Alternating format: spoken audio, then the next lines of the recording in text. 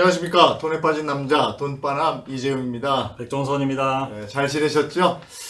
오늘은 우리 아이들 얘기 좀 할 겁니다. 아이들을 뭐 어떻게 기르고 뭐 교육 방식 이거 너무 방대하잖아요. 그거 말고 우리 아이들 경제 교육을 어떻게 시킬 것인가 이 부분에 집중해서 좀 얘기를 하도록 하겠습니다. 요즘에 아이들이 집집마다 없는 집도 있지만 뭐 한 명, 뭐 많아야 두 명, 뭐 이래가지고요. 어떻게 키울까 고민하는 분들 참 많더라고요. 네. 네. 뭐 이재용 아나운서 저도 마찬가지예요. 지금 저도 늦둥이가 있어서요. 올해 학교 들어가니까 한참 있어요. 저는 정말 70까지 벌어야 됩니다. 근데 사실은 저도 늦둥이가 있거든요. 이제 큰 애가 29살인데 둘째가 이제 뭐 15살이니 이거 어떡하면 좋겠습니까? 이 아이가 70까지 돈 벌어야 되는데 70까지 열심히 돈을 벌어보자. 근데 사실은 늦게 본 아이가 있으면 애틋하게 느껴지는 게 사실이에요. 그러다 보니까 우리 아이를 위해서 내가 해줄 수 있는 게 뭐가 있을까? 부모 입장에서 해줄 수 있는 것. 그러면서 우리 아이에게도 경제교육을 좀 지켜봐야 되는 거 아닌가? 우리 아이가 부자로 살게 하는 방법은 그 낚시에서 물고기를 주는 게 아니라 물고기 낚는 법을 알려줘야 되니까 이걸 좀 생각해봐야 될 것 같아요. 그래도 이렇게 저는 이제 개인적으로 얘기하자면 늦둥이다 보니까 애가 이제 어떤 때는 막 안쓰럽기도 하고 막 이래요. 그냥 막 치근해 보일 때도 있고. 그래서 얘가 뭐 사달라고 그러면 그걸 이제 그 뭐라고는 하면서도 그냥 이렇게 사주게 되거든요. 근데 사주면서 별 조건 없이 그냥 사줘도 되나 뭐 이런 생각도 들고 가격이라는 것에 대해서 좀 얘기를 해줘야 되는 거 아닌가 이런 생각이 드는데 제대로 못 하겠더라고요. 그렇죠. 우리 그 큰 아이는 제가 용돈기 입장도 쓰게 하고 막 이렇게 굉장히 어렸을 때부터 경제교육을 시켰는데 둘째 아이는 경제교육을 시키려니까 참 이게 힘들더라고요. 이게 늦둥이니까 더군다나 이게 못했는데 어느 순간 이제 가격이라는 거 하는 것을 조금 인식을 시켰더니 야 돈을 모으기 시작해요. 얼마 전에 그 세뱃돈을 받았는데 세뱃돈을 자기가 아예 그 자기 반에 몰래 비밀 통장이 있어요. 거기다 돈을 넣어놓고 그 자기가 쓸 일이 있으면 거기서 돈을 안 꺼낼 수가 아빠 1,000원만 줘. 본인 돈은 모으고 자기 돈은 안 쓰고 이런 그런 경험을 많이 봤는데 좋은 방법인데 사실 아이들 경제 교육을 시키는 게 굉장히 중요해요. 그런데 아이들의 경제 교육에 제일 유명한 데가 사실 유태인의 경제 교육법이라고 해요. 유태인의 경제 교육법 한 7가지만 한번 좀 소개를 드릴까 하는데요. 첫 번째가 돈은 좋은 것이라는 걸 깨닫게 해준다는 거예요. 돈이 더러운 게 아니라 돈이 좋은 것인데 열심히 일해서 풍족하게 쓸 수 있다면 사람을 구속하는 것이 아니라 삶을 뒷받침해주는 좋은 것이라 이걸 느끼게 한다는 겁니다. 그래서 유태인들은 아이들에게 돈의 긍정적인 면을 보고 가치 있게 사용할 수 있도록 교육을 한다는 거예요. 첫 번째. 두 번째가 있습니다. 숫자를 생활 속으로 끌어들인대요. 숫자 개념을 자꾸 집어넣어야만 아이들이 경제 개념이 분명히 선다는 거예요. 일상생활 숫자를 끌어들이면 어려서부터 용돈기 입장을 기록하게 한다든지 이걸 살려면 돈이 이 지폐가 몇 장이 필요한지를 일부러 아이한테 세게 한다든지 이런 식으로 숫자를 끌어들인다는 거예요. 그래서 이것 때문에 유태인들은 24시간을 치밀하게 생활하게 해서 시간을 철저하게 관리하니까 시간이 돈이라고 얘기하죠. 수의 개념을 돈과 시간을 통해서 알려준다고 좋네요. 유태인들의 교육 방법 중에 숫자 이게 정확하죠. 그래서 유태인 영화를 보면 유태인들이 막 이렇게 돈 계산하고 이런 거 나오는 거 보면 수정노처럼 보이지만 사실은 이게 어렸을 때부터 생활화 돼 있는 거죠. 또 뭐 그 다음에 이제 돈의 가치는 합리적이고 현실적으로 가리키는데요. 돈을 반드시 정당한 방법으로 벌게 한다는 거죠. 돈을 쓰는 사람은 사람의 인격과 사용 방법에 따라서 가치가 달라지니까 이 사용 방법에 대해서 이제 정확히 교육을 시키는데 유태인들은 자녀들한테 그 용돈을 줄 때 이유 없이 용돈을 주지 않는다는 거죠. 반드시 이제 사소한 것이라도 자녀가 한 일에 대해서 대가로 용돈을 지불하기 때문에 내가 가치를 지불하고 돈을 받았다는 생각이 있으니까 돈에 대한 그 가치를 현실적으로 좀 느끼게 돼요. 이거 아는데 참 안 되더라고요. 그렇죠. 저도 얼마 전에 꼬맹이한테 그 앞에 저 상가에 가서 저 달걀 이렇게 사오라고 본인이 가겠다고 그러더라고요. 네. 그래서 갔다 와서 2,000원을 줬어요. 네. 네? 꼬맹이한테 큰 돈이지. 네. 근데 굉장히 좋아하고 자기가 했다는 것에 대한 뿌듯함을 느끼고 이러는 것 같더라고요. 그래서 그거 받자마자 자기 또 자기만 제가 넣어요. 돈을 네. 넣어요. 그러니까 그리고 이제 또 유태인의 자녀 교육 방법 중에 2개의 저금통을 만들어라. 네. 자녀에게 선물하는 전통적인 그 저금 통장이 있는데 첫 번째는 자신을 위해서 돈을 모으게 하는 거고 다른 하나는 나보다 어려운 이웃을 돕기 위한, 그래서 유태인의 자선활동이 그렇게 많은 이유가 그렇다는 거죠. 그다음에 이제 전략과 절제를 가리키는데요. 부자에게는 자녀가 없고 오직 상속자만 있을 뿐이다라고 하는 유태인의 속담이 있다고 그래요. 그러니까 이 유태인들은 자녀에게 용돈을 줄 때 반드시 그 사용처를 물어서 그 용돈 지출 계획까지 하게 된다는 거죠. 그러니까 자녀에게 무작정 주는 게 아니라 자녀에게 그 돈을 관리할 수 있는 상속인으로 보고 처음부터 교육을 시킵니다. 철저하네요. 그렇죠. 우리나라는 이런 게 너무 약하죠. 그 다음에 이제 푼돈의 가치를 가르치죠. 저희 집에 이제 그 동전이 막 돌아다니는데 제가 한 번씩 신경질을 냈는데 이 동전을 모아서 이렇게 들고 가면 은행에서 싫어하니까 되도록이면 빨리빨리 써라라고 얘기하는데, 이 동전이 제일 중요한데 저 5천억 자산을 가진 제 고객이 한 분 있어요. 저하고 이제 이분하고 얘기를 하다가 백 대표, 그 부자하고 가난한 사람의 차이가 뭔지 알아? 그 뭡니까? 라고 했더니 부자는 이론을 너무너무 소중하게 생각하는데 가난한 사람은 이론을 우습게 여긴다. 내가 그래서 5천억이 없네. 내가 그래서 5천억. 자녀 경제 교육에 푼돈을 굉장히 중요하게 생각해요. 그리고 마지막으로 이제 우리라는 개념을 자녀 경제 교육에 시킨다는 거예요. 우리라고 하는 것은 공동 생활의 이제 공중 도덕과 기본 생활 예절 이런 것들을 자녀가 말을 배우기 시작할 때부터 가르치는데, 이건 형의 물건이니까 쓰기 전에 형한테 반드시 물어보고 해라. 이거는 언니 거니까 언니한테 허락을 받고 해라. 라는 식으로 우리, 니께 전부 아니다. 그러니까 우리 아이들이 이제 제일 문제가 우리나라 교육에 그냥 얘가 달라고 그러면 무조건 줘야 된다. 그러면 이거는 언니 거지, 언니한테 허락을 받아야 돼. 이렇게 교육을 시키는 것이 굉장히 경제 교육에 중요하다. 그 요 7가지를 이렇게 우리 아이에게 적용시켜 보면 연령대별로 또 어떻게 해야 되겠다 이런 답도 찾아볼 수 있을 것 같아요. 그렇죠. 이제 어렸을 때 우리 아이가 경제 교육을 시킨다, 이게 참 어렵잖아요. 어떻게 시킬까요? 초등학교 들어가기 전까지는 이제 돈의 개념도 잘 모르는 아이인데 그래서 뭔가 얘가 원하는 게 있다면 그 원하는 것을 얻기 위해선 대가를 지불해야 된다. 그 대가가 바로 화폐 가치다. 이걸 교육시키는 거죠. 그래서 돈이 이게 얼마짜리고 이게 얼마짜리라는 돈에 대한 교육을 시키는 게 초등학교 들어가기 전에 가장 필요한 교육이에요. 근데 거기에는 반드시 모든 가치는 내가 간절히 갖고 싶어 하는 데는 거기는 다 대가를 지불해야만 얻을 수 있다. 그러니 나중에 내가 돈을 벌어서 저걸 살 수도 있겠다. 이런 생각을 갖게 하는 거죠.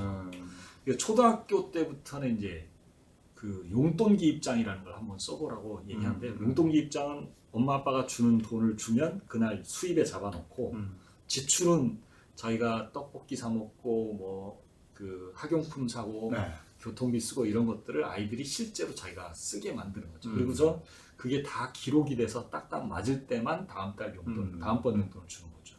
이렇게 하면 이제 아이가 수입과 지출 관리를 해야만 되는구나라는 생각을 하게 되고, 이때부터는 가능하면 심부름을 시켜서 심부름 값을 주는 거죠. 노동의 대가를 느끼게 하는 거. 그리고 고등학교 이후에는 돈 버는 기술에 대한 얘기를 하는 거죠. 신용관리, 이 2가지가 필요한데, 돈 버는 기술이라고 하는 것은 돈을 어떻게 벌 수 있다. 예를 들면 알바를 해야 한다 그러면 알바가 왜 알바를 하는지 물어보면 쓰기 위해서 한다는 거죠. 유흥을 즐기기 위해서. 그런데 알바를 해서 내가 필요로 하는 것들을 구입하기 위한 그런 도구로 이게 노동이 있다라고 하는 것들을 보게 하는 거고, 그 다음에 신용관리 교육은 만약에 내가 어느 정도 돈을 벌 수 있는 그런 게 이번 달에 얼마 돈을 벌게 되면 중간에 급한 일이 있을 때 그걸 살려면 버는 돈을 나중에 받는다는 게 신용이기 때문에 그걸로 살 수도 있다. 이런 것들을 교육시키는 게 필요하다. 근데 부모 교육도 중요하지만 요즘에는 은행이나 증권사에서 네. 그 어린이 경제 캠프 또 네. 청소년 경제 캠프 이런 게 그렇죠. 있어요. 그렇죠. 그걸 활용해도 좋을 것 같고 그렇죠. 그런 거 이제 서치를 해보시면 그런 것들이 나오니까 참고를 하시면 좋을 것 같고요. 이런 것을 통해서 저축과 투자의 개념도 좀 어느 정도 나이가 되면 알려주는 게 좋을 것 같아요. 그렇죠. 이제 경제 캠프에 가면 이제 상당히 유용한 것들이 많기 때문에 꼭 증권사나 은행에 사는데 이제 이때는 전제 조건이 있어요. 거기에 어린이 적금이나 어린이 펀드를 가입한 사람들을 대상으로 해요. 네. 그러니까 부모가 자녀 이름으로 어린이 적금 또는 어린이 펀드를 꼭 가입을 시켜주면 네. 그런 캠프에 거의 공짜로 그렇죠. 참여할 수 있으니까 하시는 게 좋은데 사실은 그 저축과 이자를 이해시키기 위해서 제일 먼저 해야 될 게 어린이 적금이에요. 네.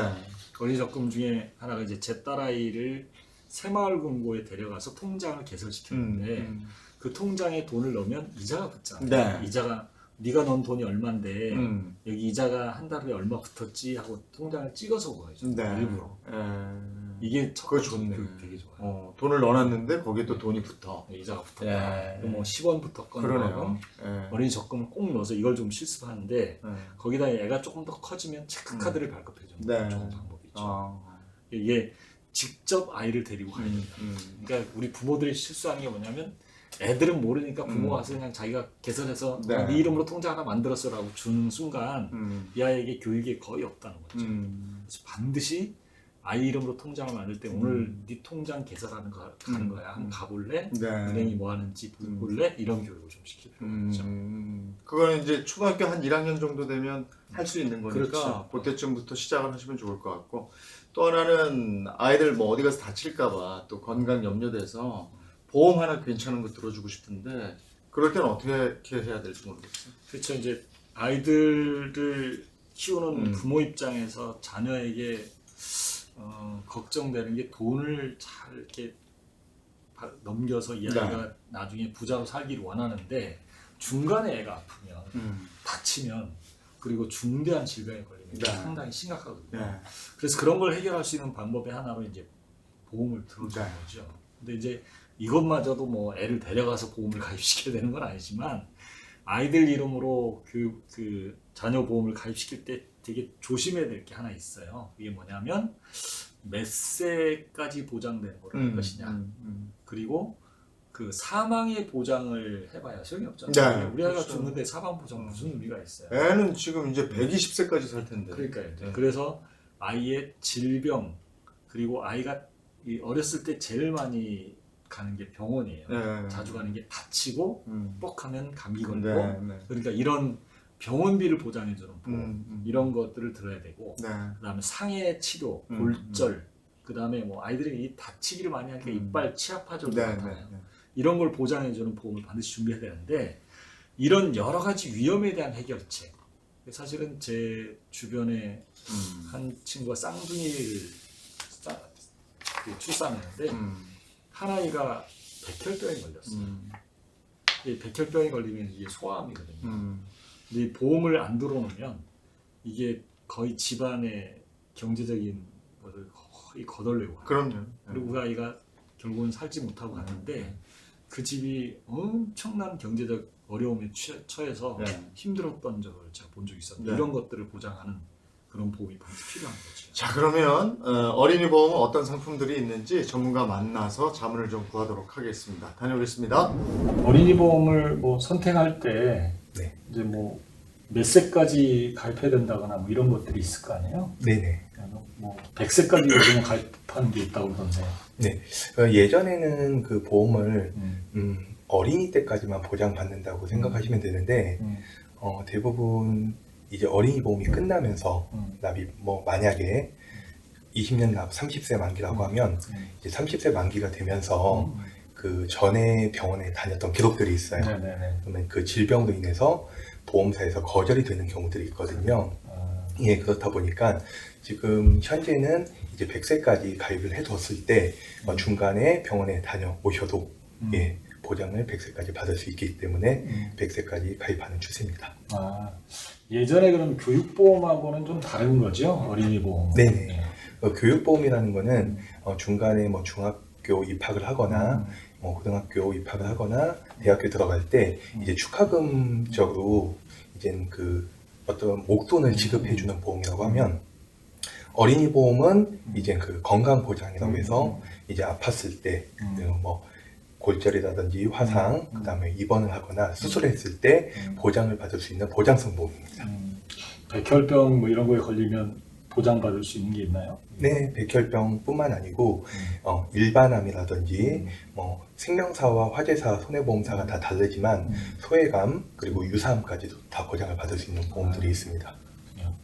그럼 태아 때 보험을 가입하게 되면 네. 이제 태아는 몇 개월 이상이 돼야만 뭐 가입할 수 있다거나 뭐 이런 것들이 있나요? 네, 대부분은 보험사마다 기준들이 다 다르긴 하지만 이제 임신했다라고 어느 정도 확정이 되면은 태아보험을 가입할 수 있는데 그 기간은 뭐 기간마다 다르기 때문에 보험사마다 확인을 해보시면 되고요. 한 20주 이상이면 다 되는 네, 거죠? 충분히 가입을 하시는데 유의사항 같은 경우에는 대부분 21주 이상이 됐을 때 태아담보라고 해서 선천성 이상이 생겼을 때 가입할 수 있는 담보들을 가입을 못하게 되는 경우가 있으니까 이 부분만 유의하시면 21주 이전에 가입을 해야 되네요. 네, 21주 이후에는 태아 이상 생기면 큰일 나니까. 네, 맞습니다. 그렇죠. 네. 21주 이전이라 이건 예. 좀 기억하면 좋겠네요. 네네. 예. 그리고 이제 태아로 가입했다가 네. 중간에 그 어린이 태아가 이상이 없다 그러면 네. 이제 어린이 보험으로 바꿔 타는 건가요? 실질적으로는 태아보험이라고 하면 어린이 보험에 이제 선천성 이상, 그러니까 부모의 몸속에 있다가 태어났을 때 이상이 생겼을 때 보장을 해주는 담보를 추가적으로 넣는 경우거든요. 그런 경우는 대부분 1년 납으로 종료가 되기 때문에 어린이 보험에다가 태아 담보 특약을 넣는 경우고요. 특약 하나만 넣어놓은 거고 그냥 그대로 어린이 보험은 쭉 내가 유지하면 되는 거네요? 네, 맞습니다. 네, 그래서 100세까지 보장받을 수 있는 거고 이제 성인 보험하고 다르게 이제 어린이 보험이 유리한 경우는 여러 가지가 있는데 뭐 납입하는 비용도 있겠지만 납입면제라는 제도가 있어요. 네, 납입면제 제도 같은 경우에는 대부분 암이나 뇌졸중이나 급성 심근경색이 발생을 했을 때 납입을 회사에서 면제를 해주고 보장받는 기간 동안 보장을 해주는 제도인데 어린이 보험 같은 경우에는 암에서도 유사암, 네, 그리고 뇌졸중이나 급성 심근경색이 아니고 이제 뇌혈관 질환이라든지 그다음에 허혈성 심장 질환 같은 질병이 걸렸을 때도 범위가 넓은 부분까지도 납입 면제를 해주고 있고요. 면책 기간이라든지 감액이라는 부분이 없습니다. 그렇군요. 네. 그 어린이 보험을 이제 가입할 때 네. 보험사마다 뭐 보험료 천차만별이잖아요. 네, 맞습니다. 이 보험료를 기준을 뭘로 내가 어떻게 가입하는 게 좀 우리 아이한테 유리할까요? 실질적으로 기본적으로 암이라고 하거나 뭐 뇌혈관, 심혈관 필요하신 부분들이 있을 텐데 회사마다 약간의 차별이 있긴 하겠지만 대부분은 보험료가 비슷하거든요. 그러면 내가 암 이외에 넣고 싶은 담보들이라든지 아니면 기본 계약이라서 필수로 들어가야 되는 담보들이 있는데 그런 부분과 이젠 그 특약들 구성하는 뭐 골절이라든지 입원이라든지 수술, 화상 이런 부분들 같은 경우도 이젠 고려를 해보시면 되고요. 예, 그리고 그렇게까지 보시면 될 것 같습니다. 아이를 위해서는 사실 보험료 한 4, 5만 원이면 되는 거 아닌가요? 뭐 한 10만 원 이상 넣을 필요가 있나요? 그거는 이제 부모님들의 선택이신데요. 이제 4, 5만 원이라고 하면 이제 보험료 담보라고 얘기를 해요. 어떤 보장받을 수 있는 담보들마다 정해진 금액들이 있는데 4, 5만 원 만약 예를 들어서 뭐 질병 후유장이라든지 암을 예시를 들어보면 암이 1,000만 원 보장받기 위해서 만약에 5천 원이라고 가정했을 때 우리 부모님께서는 6천만 원을 가입해주고 싶다라고 하면 벌써 5천만 원 곱하기 6이라고 하면은 3만 원이라는 보험료가 빠져나가시기 때문에 내가 생각했던 보험료보다 초과가 될 수 있거든요. 그래서 그 부분에 따라서 이제 조절을 하셔갖고 설계를 해보시면 될 것 같습니다. 비용이라는 게 이제 내가 월 소득 기준으로 해서 어느 정도 부담할 수 있는 정도를 정하고 네. 담보 한도를 좀 적절하게 조정하면 네. 보험료를 절약할 수 있다는 얘기네요. 네, 맞습니다. 네, 감사합니다. 네, 감사합니다. 저런 보험들이 있네요. 요즘에 다양하네요. 그렇죠. 네. 보험은 100세까지 보장하느냐, 30세까지 보장하느냐, 이거는 이제 부모가 판단할 네. 부분이고요. 100세까지 보장해주는 그런 상품들을 선택하는 게 더 좋다. 그리고 보장 내역도 병원비 보장해주는 그런 상품들이 있는데, 여기서 제가 한 가지 더 이제 꼭 말씀드리고 가야 될 게 있는데, 어린이 전용 펀드 같은 경우는 이제 우리 아이 이름으로 투자를 겸해서 하는 그런 상품으로 꼭 하나 선택을 해놓는 게 필요하고요.